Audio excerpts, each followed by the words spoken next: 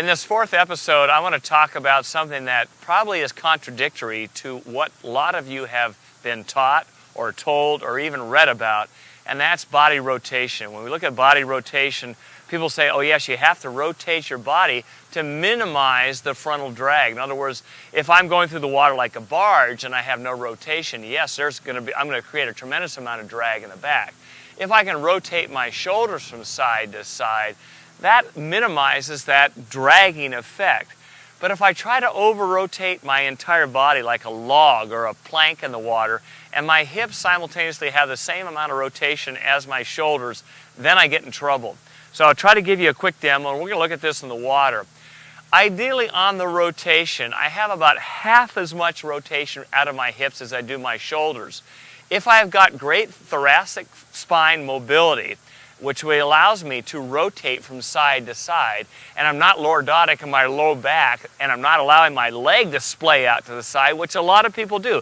Oh, rotate as far as you can. All of a sudden the kick goes like this, and wow, you want to create drag, just spread your feet apart like a scissors kick, and that's a guaranteed way to slow yourself down.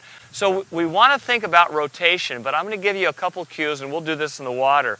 If you have a hot cup of coffee on your tailbone, right down the very bottom, and as I'm learning this, I want to go to the extreme. So right now, I'm going to minimize my hip rotation, and I'm going to try to rotate with my upper body, but I'm not going to spill that cup of coffee. You're going to feel a lot of torsional tension through your obliques, through your transverse abdominis, which is your stabilizing core muscle, and that's a good thing because you'll be able to generate more power on the front end of your stroke. So we really want to concentrate initially on keeping the hips pretty calm, start off with a very subtle rotation, and then we can add more rotation with your shoulders without losing the back end of your stroke. So there's a lot to think about with minimal rotation, calmer hips.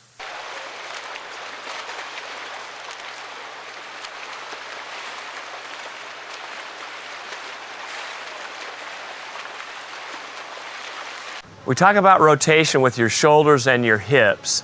We really need to be careful about over-rotating, because if you're tight in your shoulders and your back, and you also notice your hip flexors are real tight, it affects the front end and also the rotation from side to side.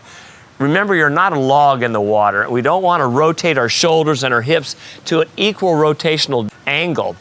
The hips generally rotate about half the rotation of the shoulders. So here's the tip. Minimize the hip roll.